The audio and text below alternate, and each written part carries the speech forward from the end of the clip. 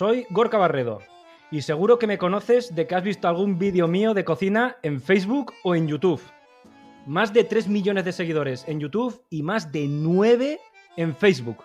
Es muy probable que de una u otra manera hayas visto alguno de mis vídeos de cocina. Y ahora me he animado con los podcasts. ¿Y sabes por qué? Porque me encanta la radio y porque mi voz, al final, os encanta también a vosotros. Os voy a contar quién soy, por qué empecé en YouTube, de dónde he salido y voy a responder algunas preguntas, de hecho, que sois mucho lo que me lo preguntáis, como por ejemplo, @AniBeltri, que me pregunta ¿quién te enseñó a cocinar? O @elsergis, que también me pregunta ¿cómo te dio por empezar en YouTube? Pues todo esto lo vamos a ver en breve. Después vamos a ver una receta. Y yo creo que qué mejor receta que una de las primeras del canal. Unas de las que más éxito tiene a día de hoy, que supera el 1,5 millones de reproducciones. Ahí es nada. Vamos a ver un risotto de setas. Pero no lo vamos a ver como en el canal, sino que vamos a dar algún truco más, algún truco que en el vídeo no doy y algún truco para que al final nos quede fetén. Y ya de paso vamos a responder otra pregunta que nos hace @leochihuahua20, que me dice: dime una receta de risotto a tu manera, barata, fácil y sin ingredientes muy escogidos, de las de estar por casa. Pues como los que me conocéis lo sabéis, esta receta es barata, fácil y sin ingredientes muy escogidos. Y finalmente, como último punto de este podcast, pues me apetecía mucho también daros un poquito de protagonismo a vosotros. Y el otro día os formulé unas preguntas en Facebook y la pregunta era que vosotros me formularais a mí otra pregunta, porque os las quería responder. Y he escogido un montón de preguntas vuestras de mi comunidad recetera y os las voy a responder una por una. Así que, dicho todo esto, comenzamos. Pero bueno, como lo prometido es deuda, antes de entrar en la receta, que va a caer enseguida, vamos a ver un poco quién es Gorka Barredo, que si os digo la verdad y llama la atención, nunca lo he dicho en directo, al menos no en internet, porque delante de algún público pues sí lo he dicho y hay gente que sabe por qué empecé en internet, en YouTube, pero nunca lo he dicho ni en un podcast, ni en ningún vídeo mío, ni nada de nada. Hoy toca hacerlo. La primera pregunta que nos puede surgir es: ¿por qué una persona que viene del mundo de internet, que es casi medio televisivo, por decirlo así, por qué se mete en el mundo del podcast si no tiene nada que ver? Bueno, pues para responder a esa pregunta habría que remontarse un poquito en el tiempo. No es una pregunta que se pueda responder ahora mismo, en el año 2021 que estoy grabando esto. Para responder a esta pregunta habría que remontarse prácticamente al año 2014, que es donde efectivamente comencé mi periplo por este mundo youtubero. Hay que decir que antes del año 2014 yo no era cocinero. Me hubiera gustado mucho haberme dedicado de forma profesional a la cocina, y cuando digo profesional me refiero en un restaurante, aunque hubiera sido de ayudante de cocina. Nunca hubiera aspirado a ser un gran chef, y por gran chef me refiero a una estrella Michelin, como mucho con suerte a ser el jefe de cocina de un restaurante pequeñito, de barrio, como mucho. Pero nunca hubiera aspirado ni a ser un gran chef, ni a trabajar en internet. Tanto fue así que hasta el año 2014 yo pasé por 1000 trabajos, ninguno relacionado con la cocina. Yo he sido peón de fábrica, he sido reponedor supermercado, he sido cartero, trabajo maravilloso, por cierto, que poco tiene que ver con la cocina. He montado y he desmontado escenarios, he hecho de todo, he pasado por 1000 trabajos. Y desgraciadamente hay que decir que casi ninguno de ellos me gustaba demasiado. El cartero era bonito, es verdad, pero tampoco me llenaba en exceso. Sobre todo porque la gente, hay que decirlo, era un poco borde. Encima de que les hacías un servicio era un poco... Pero bueno. El caso es que lo que sí que me gustaba mucho era cocinar, y me di cuenta que me encantaba cocinar pues cuando me emancipé de la casa de mis padres, que ya sabéis. Se acabó el tupper de mami, te toca cocinar, pura supervivencia. Y cuando efectivamente me puse con las cacerolas dentro de la cocina de mi casa, una casa minúscula, alcanzaba los 40 metros cuadrados más o menos, no tenía ni ventana al exterior, daba un patio interior horrible. Pues cuando me metí con las cacerolas me di cuenta que eso me gustaba y mucho. Simplemente coger un poco de aceite, calentarlo y meter unas croquetas congeladas, me gustaba. Y poco a poco con esto, pues fue indagando, cada vez aprendiendo más. Y me acuerdo el día que hice mi primera lasaña casera. Nada, ya no era congelada, casera. Una bechamel maravillosa, una bechamel, que es la salsa más fácil del mundo. No sabía hacerla. Y ni siquiera sabía cocer la pasta de la lasaña. ¿A que no os adivináis dónde aprendí en un inicio a hacer esta salsa bechamel? ¿En internet? ¿En YouTube? Curiosamente, ¿quién me iba a decir a mí que tiempo más tarde iba a estar yo metido, verdad? El caso es que aquella lasaña me salió deliciosa y dije, yo me quiero dedicar a esto, a cocinar. Y ya veis, por hacer una simple lasaña. Con el tiempo, pues dejé mi último trabajo, que efectivamente era el de cartero y sí que me gustaba, pero esto me gustaba más. Y es cuando decidí ir a por todas en el mundo de la cocina. Y todavía estaba hablando del año 2014, pero esto es un poquito antes. Esto sería en el año 2011, 2010, más o menos, 2012, aproximadamente. Y intenté también formalizar mis estudios de hostelería, que no tenía ningún tipo de estudio hostelero. Pero sin éxito. Me postulé para estudiar en Cantabria, en Asturias, en la propia Castilla-León, que yo por entonces vivía en Palencia, aquí en Vitoria, que yo soy vitoriano y ahora mismo vivo en Vitoria, pero aquí también eché. Durante 3 años seguidos eché en todos estos lugares. No me cogieron en ninguno. ¿Por qué no me cogieron? Bueno, no es culpa de nadie, simplemente por la crisis de 2008, lo habitual, pues todo el mundo estaba en el paro, ¿y qué pasa cuando la gente está en el paro? Pues que tira por la educación. La demanda era tan alta que todos no podíamos estudiar. Éramos 20 personas las que postulábamos nuestra candidatura para estudiar y solamente cogían a 20 y éramos 100. Entonces, pues ahí estaba el problema. Así que como pasaban los años y nadie me contrataba porque no tenía estudios de hostelería y no tenía experiencia en hostelería, pues ahora sí que sí, en el año 2014, y aquí es donde viene lo interesante, ¿eh? Un buen amigo mío me dice, oye Gorka, ¿por qué no haces primero, me dice, una página web donde muestras tus recetas de cocina? Las subes, las escribes y luego haces currículum con ellas. Es decir, lo incluyes en tu currículum y así el futuro restaurador, si te quiere contratar, que lo vea y que por lo menos vea que sabes cocinar algo. Y en un principio, pues ya sabéis cómo es esto. Parece una tontería. No. Dice, este está loco, ¿no? Pero como no tenía nada mejor que hacer, salvo que practicar mucha cocina en mi casa, que es lo que hacía, practicar y practicar y practicar, es decir, autodidacta. Pero como aparte de eso no tenía mucho mejor que hacer, pues sí, efectivamente lo hice. Aprovechaba a hacer recetas, aprendía a hacer esas recetas y de paso las escribía. Y las incluía en el currículum. Y quieras que no, pues alguna entrevista de trabajo ya me dio eso. Pero me siguió sin dar ningún trabajo como tal. Ningún hostelero me quiso contratar. Y ya más tarde, unos meses más tarde, otro muy buen amigo mío me dijo, y aquí es donde entra YouTube, me dijo, Gorka, ¿y por qué no te haces un canal de estos para el YouTube ese? Me decía, ¿no? Para el YouTube ese, él ni lo conocía, yo apenas tampoco demasiado. Me decía, para el YouTube ese, que he leído el otro día, leí una revista que a la gente le gusta mucho esto de los vídeos caseros, que hagas un vídeo casero así de cocina, tal. Oye, pues grábate y lo pones también y a lo mejor tienes suerte. Y bueno, pues sí, 7 años más tarde aquí estamos, ¿no? Con 3 millones de seguidores. Entonces, ese es un poco mis inicios en Internet, en YouTube. Un poco casualidad. Y yo creo que la mayoría de la gente, sobre todo por entonces, porque a día de hoy a lo mejor no tanto, ¿no? En el año 2021, pero en el año 2010, 2015, por ahí, la gente que te diga por qué empezaste en YouTube, muchos de ellos te van a decir que por pura casualidad. Y en mi caso es por pura casualidad. A día de hoy, simplemente estoy haciendo vídeos para YouTube, estamos haciendo también para la página web. Estoy haciendo un podcast porque gracias a esto, además, he descubierto que me encanta la comunicación y me ha ayudado un montón a comunicarme porque yo era el tío más introvertido del mundo, que siempre lo he dicho como casi que era enfermizo, era extremadamente tímido y me ha venido, y perdón por la palabra, ¿vale? Pero lo voy a decir, no me gusta decir tacos, pero me ha venido de puta madre para soltarme en la vida y por eso esto es una de las mejores cosas que me ha pasado en la vida. Luego, más tarde, esto me ha traído otras cositas, como puede ser mi colaboración en Radio Euskadi, que ahora a día de hoy sigo colaborando todavía con ellos y estoy encantado porque la radio me encanta y colaborar con ellos cada 2 semanas, ahí estoy, hablando de cocina, de lo que más me gusta en el mundo. Cada 2 semanas estoy con ellos hablando de cocina, como acabo de decir, pues eso fue para mí todo un sueño cumplido, porque a mí la radio me gusta desde siempre. Dar recetas me gusta desde siempre, hacer su cookings en directo, expresar recetas, decir cómo puedes cocinar, porque yo sé que hay mucha gente que tiene muchos problemas para cocinar, pero hay que vivir, hay que comer. Entonces, a mí me encanta. Y por todo ello, me he animado a hacer este podcast, para comunicarme y para comunicaros a todos vosotros cómo cocinar, pero cómo cocinar de verdad, con ingredientes sencillos que vais a encontrar en cualquier lado, pero sobre todo, lo más importante, que os van a encantar. Y otra cosa más, te digo, te va a pasar como a mí, ¿eh?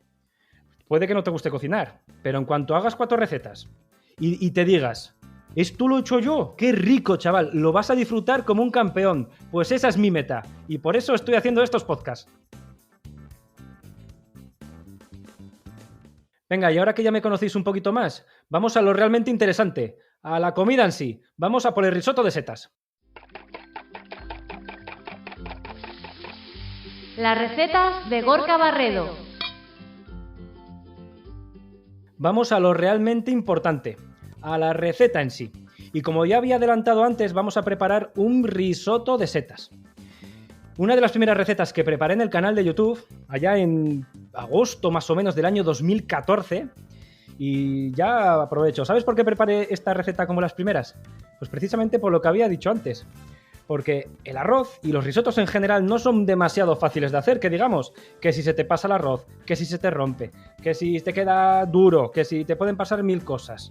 Entonces, hice esta receta para demostrar efectivamente a un futuro restaurador que un servidor sabía cocinar. A día de hoy esta receta ya tiene 1,5 millones de visualizaciones. Y hoy te la traigo a ti, pero no te preocupes, que aunque sea una receta aparentemente complicadita, como había dicho antes, te la voy a simplificar todo lo que pueda. Tanto va a ser así que te prometo que te va a encantar. Y si no, ya lo vas a ver. El risotto de setas, para quien no lo sepa, que yo creo que poca gente no sabe quién es, pero lo voy a explicar brevemente, es una receta de origen italiano que consiste en un arroz cremoso. Y aquí, tanto en España como en Latinoamérica, nos va a sorprender mucho su elaboración porque es muy contraria a lo que solemos hacer aquí. Aquí, si lo sabéis bien, los que cocináis, aunque sea un poquito, lo sabéis bien, los arroces que solemos hacer los mezclamos con agua, los dejamos cocer sin tocar para nada y a los 20 minutos más o menos, chimpún, ya lo tienes listo. Pues esto es todo lo contrario, es coger el arroz y marearlo, y marearlo, y removerlo, precisamente para que nos quede cremoso. Ahora vamos a ver cómo y por qué. De momento os voy a dar los ingredientes para preparar un risotto para 4 personas. Así que ya podéis coger boli y papel y apuntarlos. Son muy sencillos.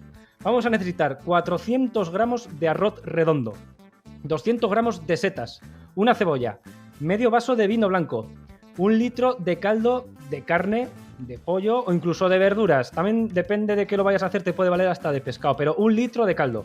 100 gramos de queso rallado, un queso curado, fuerte, con sabor, esto es importante, no vale cualquier queso, que sea potente. 20 gramos de mantequilla, aceite de oliva y sal. Y a la mantequilla, si no te gusta mucho, que puede ser que no, mantequilla, luego te va a dar un truco cómo puedes sustituir la mantequilla, que también nos va a quedar fetén con ella. Y para preparar esta receta, ¿qué vamos a necesitar? Pues es otra de las ventajas que tiene, ¿eh? ¿Sabéis por qué? Porque no vamos a ensuciar casi nada. Solamente necesitamos una cazuela. Y si os parece bien, vamos a coger un pequeño fragmento del vídeo y vamos a escuchar de mi propia voz, pero de mi propia voz del año 2014, cómo preparar el primer paso. Lo primero que necesitamos para esta receta es una cebolla. ¿Lo escuchamos? Comenzamos picando una cebolla. Ponemos a calentar a fuego suave un chorrito de aceite de oliva y añadimos la cebolla ya picada. Añadimos un poquito de sal para que la cebolla sude y se cocine antes y seguimos removiendo con una cuchara de palo. Bueno, lo primero hay que decir que sí, esa voz es la mía, pero oye, también hay que entenderlo. Los inicios siempre son complicados y estamos hablando del año 2014. Así que, bueno, no me lo tengáis muy en cuenta, ¿no? Pero bueno, ahora, yendo al meollo en sí. Es posible que a muchos de vosotros, a otros tantos quizás no, os sorprenda esto de que este arroz lleve cebolla. Porque, joder, que si la cebolla endulza el arroz, que si lo ablanda en exceso, que si patatín... Bueno, a ver. Un risotto sin cebolla, pues en Italia no lo conciben.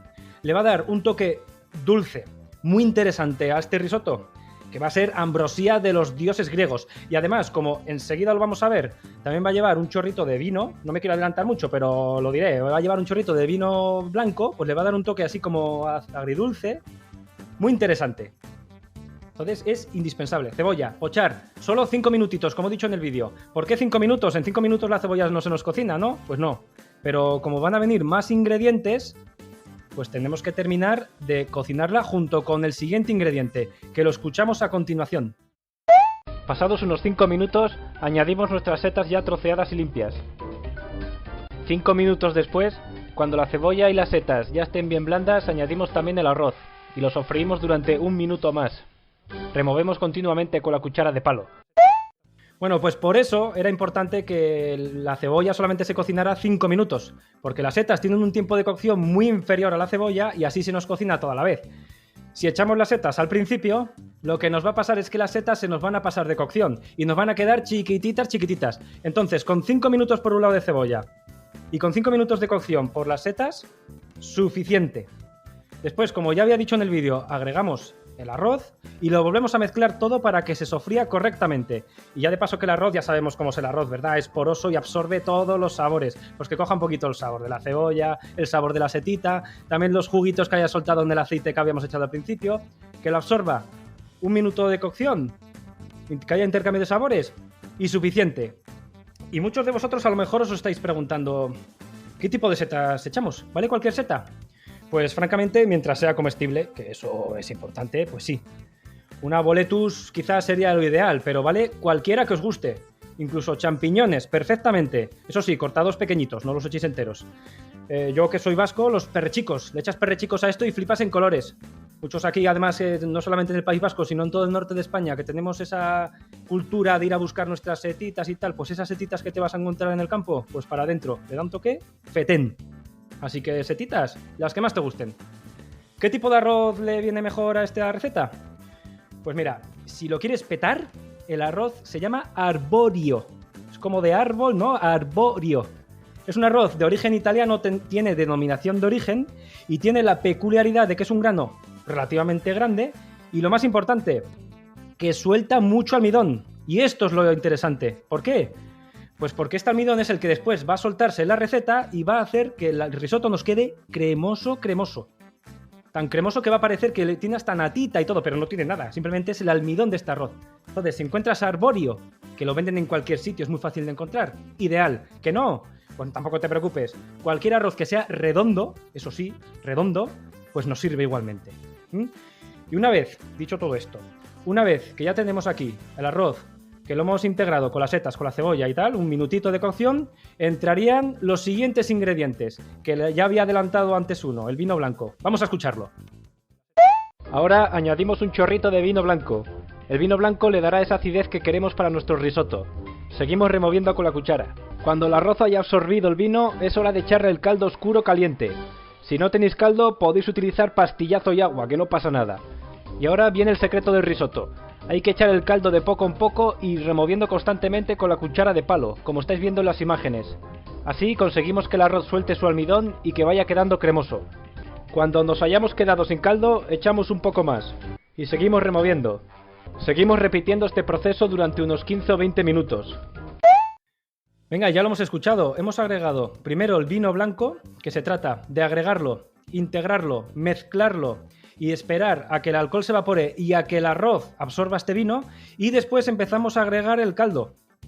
Esto es importante, hay que echar el caldo de poco en poco, porque esta es la clave del risotto. Para que nos quede realmente cremoso hay que echarlo de poco en poco junto con el vino que lo habíamos echado antes. ¿Qué tipo de vino debemos echar? Pues es muy importante que el vino sea seco. Podemos echar cualquiera que tengamos en casa, pero que sea seco y blanco. Lo agregamos, como acabamos de escuchar, 1 minuto de cocción, que lo absorba, y luego el caldo. De poco en poco echamos unos 100 mililitros más o menos de caldo, removemos constantemente sin parar y a un fuego más o menos medio, como el fuego que utilizas para hacer la paella, pues a esa temperatura. Y removemos. Y cuando lo haya absorbido, aproximadamente otros 2 o 3 minutos después, volvemos a echar otra cucharón de caldo, otros 100 mililitros. Se trata de repetir y repetir y repetir hasta haber agregado el litro de caldo entero. En total van a ser unos 18 minutos, depende del arroz, pero 18 minutos en total de cocción. Y con esto tenemos el risotto más o menos listo. Todavía tendríamos que agregar algún ingrediente más, que vamos a ver a continuación, pero ya tenemos el arroz al dente y cremoso. Importante, acuérdate, remueve constantemente, que el arroz suelte el almidón, que nos va a dar esa cremosidad. Si no, no lo va a soltar, no va a quedar bien. Y algunas preguntas que seguro que os estaréis haciendo es, lo digo en el vídeo, ¿qué es eso del caldo oscuro? El caldo oscuro es muy básico en realidad, es un término gastronómico, es simplemente caldo de carne de ternera. Como su color es oscuro, pues se llama caldo oscuro, ya está, pero lo puedes sustituir sin problemas por caldo de pollo mismamente. ¿Qué no tienes? Pues uno comercial. No obstante, al final te voy a decir muy rápidamente cómo puedes preparar un caldo en casa, es súper fácil. ¿El caldo cómo lo añadimos? ¿Lo añadimos frío? ¿Lo añadimos a temperatura ambiente? ¿O cómo va? Pues no, el caldo va caliente, siempre. ¿Por qué? Porque si lo agregamos en frío, el arroz se nos va a abrir, se nos va a romper y no va a quedar bien. Entonces, el caldo mínimo a temperatura ambiente, nunca de nevera. Si lo sirves caliente, y por caliente me refiero a 60, 70 grados más o menos, o sea, no hirviendo, pues mejor todavía. ¿Debe contener caldo, este caldo debe contener sal? Sí, porque si no, si este caldo no tiene sal y si le añadimos al final al risotto una vez que ya esté hecho, pues nos va a quedar soso seguro. Así que hay que echarle sal al caldo. ¿Cuánta sal? Pues que la pruebes y como si fuera una sopita, que te sepa bueno, porque luego vamos a añadir otros ingredientes que tienen más sal, que van a ir aquí. Entonces tampoco que quede muy pasado de sal. Esto es importante, ¿vale? ¿Podemos sustituir el vino blanco por alguna otra cosa? Esto me lo preguntáis, pero una burrada de veces en las redes sociales. Que no tenéis vino blanco o que no lo usáis nunca y que no os apetece comprarlo o yo qué sé, por el motivo que sea. ¿Se puede sustituir? Pues sí, aquí hay trucos para todo. Ya os he dicho que estas recetas son fáciles y para todo el mundo. ¿Cómo se puede sustituir? Pues muy fácil. Si tú agregas una cucharada de vinagre por 3 de agua, tienes lo equivalente a lo que vendría a ser el vino blanco para cocinar, eso sí, para beber evidentemente no. Entonces, tampoco hace falta que lo midas, ¿eh? Pero si tú dices, llenas un vaso de agua y le echas un chorrito pequeño de vinagre, pues eso es lo equivalente, más o menos, vino blanco, más o menos, ¿eh? Para cocinar. Y esto no solamente sirve para el risotto, sirve para cualquier receta que tenga vino blanco. Así que tenlo en cuenta, si no te gusta el vino blanco, oye, tengo niños, me da miedo el alcohol o cualquier motivo que puedas tener, pues este truco viene fetén. Y dicho todo esto, ya lo acabo de adelantar, nos faltan todavía, ya tenemos el arroz al dente, lo tenemos listo, lo tenemos cremoso, pero no hemos acabado con él porque nos quedan por agregar 2 ingredientes. ¿Lo escuchamos? Y cuando el arroz esté ya cocinado y al dente, apagamos el fuego y le añadimos mantequilla y queso parmesano rallado. Lo integramos todo bien y recuerdo, con el fuego apagado. Pues sí, simplemente nos quedan agregar estos 2 ingredientes y ya tenemos un risotto listo, delicioso. Que no se te olvide apagar el fuego. Podemos dejar la cazuela en el fuego, pero con este apagado, eso es importante. Podemos echar queso parmesano, es el más típico, esta receta es italiana y allí el queso parmesano es como Dios, lo utilizan para casi todo, junto con el pecorino, pero bueno, en este caso parmesano, pero no tiene por qué ser parmesano. De hecho, podríamos utilizar el propio queso pecorino. O, ¿por qué no? Podemos echar un queso de nuestra tierra. Yo que soy medio palentino, en Palencia hay unos quesos que flipas. Pues puedes echar un queso de Palencia, o de Valladolid, o de Cuenca, o puedes echar uno manchego, un idiazábal, vasco. Puedes echar el que quieras, pero eso sí, es muy importante, ¿eh? Que sea fuerte y con sabor. Un queso blandito no nos sirve. Entonces, que tenga mucho sabor, eso sí. Y luego, no sé, ¿qué pasa la mantequilla? Que a lo mejor, ¿no? Lo había adelantado antes, que no te gusta la mantequilla. Pues mira, en vez de mantequilla, habíamos dicho 20 gramos de mantequilla, ¿te acuerdas, no? Pues en vez de mantequilla le podemos echar un poquito de aceite de oliva, en crudo. Lo hacemos más nuestro y sustituimos esas grasas saturadas que tiene la mantequilla por aceite de oliva. ¿Cuánta cantidad? Bueno, a ver, la cantidad aquí es muy relativa. Es decir, si no tienen por qué ser ni 20 gramos, ni siquiera 30, ni 15. Esto es un poco al gusto. A mí me gusta un poco más con ese saborcito tan característico que le da tanto el aceite como la mantequilla. Pues puedes echar un poquito más o un poquito menos. Eso va al gusto, ¿eh? Pero lo ves. Eso se ve. Pero eso sí, es importante echarle un poquito de grasa en crudo, mantequilla o aceite de oliva o una mezcla de los dos. También le das un toque delicioso. Como truco final, ya lo tenemos listo. Emplatamos, lo pones en un plato. El buen risotto, dicen los más académicos que para que esté bien hecho te tiene que caer en el plato, cae un poquito y se mantiene. Si te cae en mazacote, pues es eso, es una argamasa. Y sin embargo, si te cae así de golpe, es como una sopa de arroz. Te tiene que caer un poquito y quedarse ahí. Ese es el risotto ideal. Si a este risotto lo espolvoreas con un poquito de albahaca fresca, picada, ya le das el toque definitivo.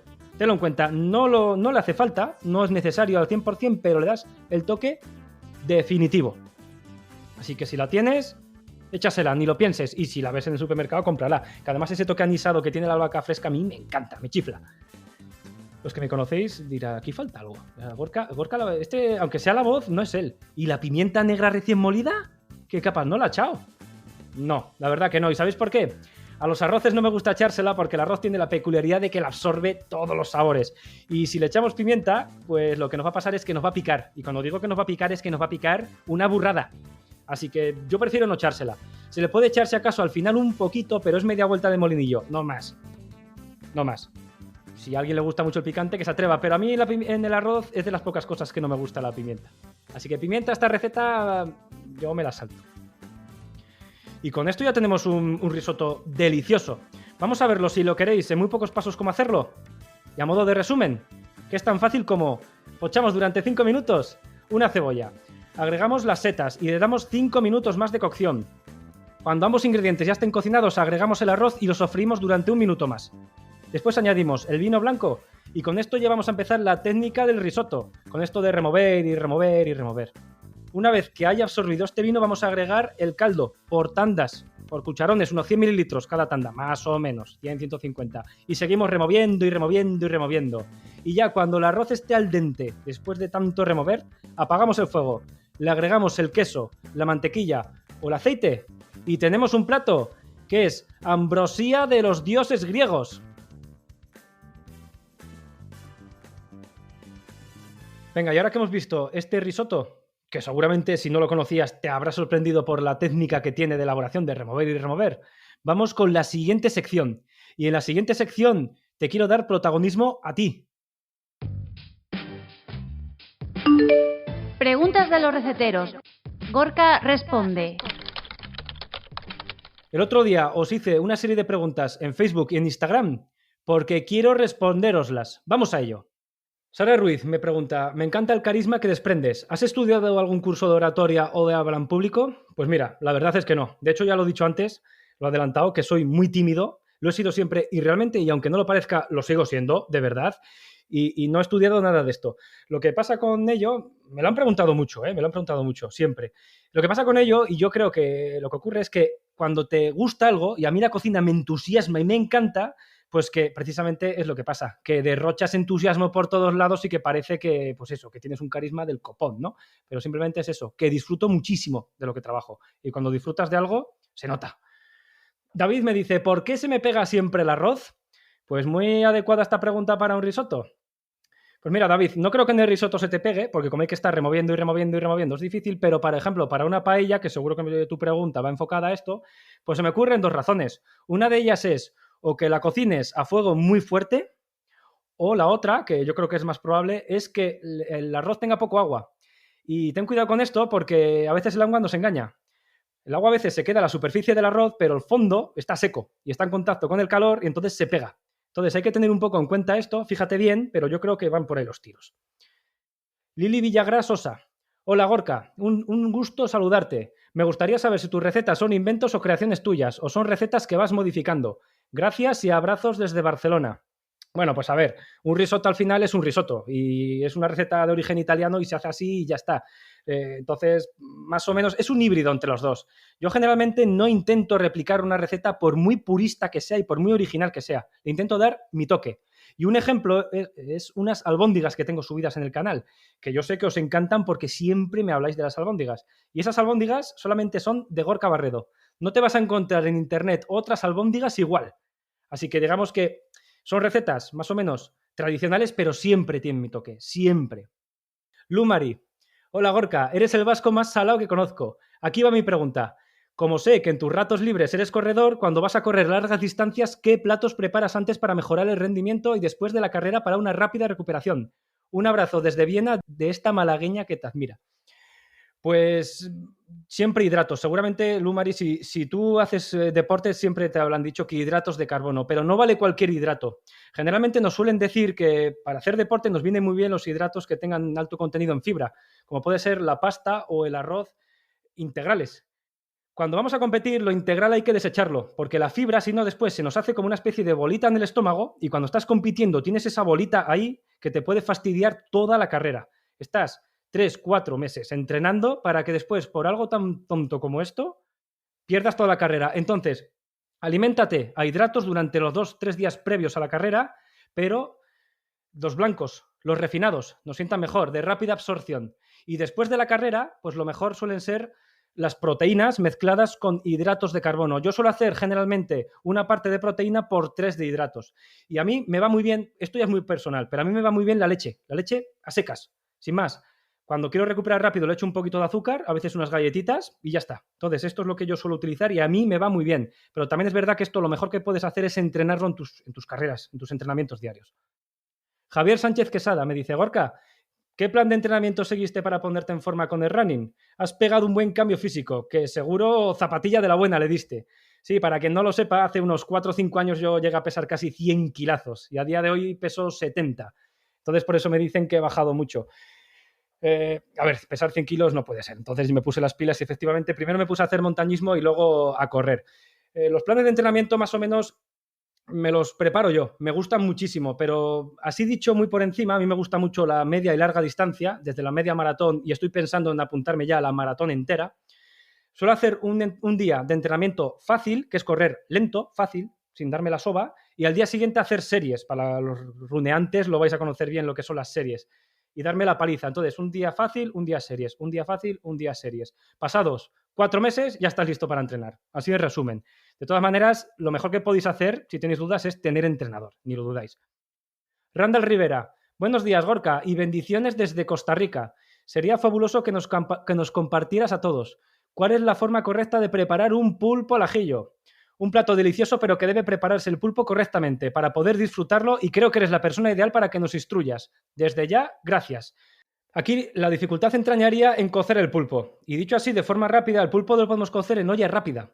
Ya parece ser que eso de cocerlo en agua, pues parece que ya no se hace tanto y se puede hacer simplemente en olla rápida. Tan fácil como coger el pulpo, meterlo en la olla sin agua ni nada, porque la va a soltar el pulpo después, cerramos y cuando suba el pitorrito, contamos, aquí va a depender mucho del tamaño del pulpo, pero unos 15 minutos más o menos y dejarlo cocer.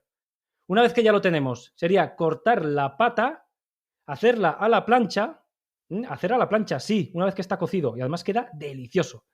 Y para hacer la salsa al ajillo es muy sencillo. Simplemente aceite, un poquito de aceite, unos ajos muy picados, cuanto más picados más vas a ver ajo, cocinarlo a fuego muy, muy, muy lento y esto se lo echas por encima al pulpo y delicioso. Si lo quieres aderezar podrías hacerlo con un poco de pimienta, como no, o perejil picado. Y Javier Torres me dice, hola Gorka, ante todo gracias por devolverme las ganas de cocinar. Me compré tu libro y es fabuloso, aunque prefiero tus vídeos, en casa eres ya una voz familiar. ¿Vas a sacar más libros? Saludos desde Pamplona y me encantaría poder conocerte. Pues sí, de hecho ya tengo el segundo, está ya publicado. Así que tu respuesta básicamente es que sí, hay más libros. Si quieres, puedes formularme tú también tu pregunta. La intentaré responder. Me la puedes hacer en Instagram, me la puedes hacer en Facebook, me la puedes hacer en YouTube. Estaré atento. Las leo todas, de verdad. El otro día recibí más de 1000 en Facebook. Las he leído todas. Lo que pasa es que desgraciadamente no puedo contestarlas. Pero aún así te animo. Búscame en Facebook, que viva la cocina. Búscame en YouTube, que viva la cocina. En Instagram también estoy, @gorkabarredo. También tengo una página web, se llama cocinacaserayfacil.net, todo junto. Puedes formularme tus preguntas desde cualquiera de estas redes. Y por supuesto, si no estás suscrito, te puedes suscribir a cualquiera de estas redes sociales en las que estoy. También estoy fuera de los medios digitales. Tengo 2 libros escritos, se llaman Que viva la cocina y Que viva la cocina 2. Los puedes encontrar en cualquier librería, en cualquier gran superficie. Los puedes encontrar en internet, en penguinrandomhouse.com, en Amazon. Los puedes encontrar en cualquier sitio, en la librería de la esquina. Si no lo tienen, los pides y te los encargan, sin problemas. Y ahora, como despedida final, te adelanto lo que voy a hablar en el siguiente podcast. En el siguiente podcast vamos a hablar de por qué escribí estos 2 libros, que para mí fueron un sueño cumplido. Y la receta, esta receta pinta bien, ¿eh? Os va a encantar. Pollo agridulce estilo chino, ambrosíaco. Nos escuchamos en el siguiente. Espero que hayas disfrutado de este podcast, tanto o más como he disfrutado yo haciéndolo. ¡Y que viva la cocina!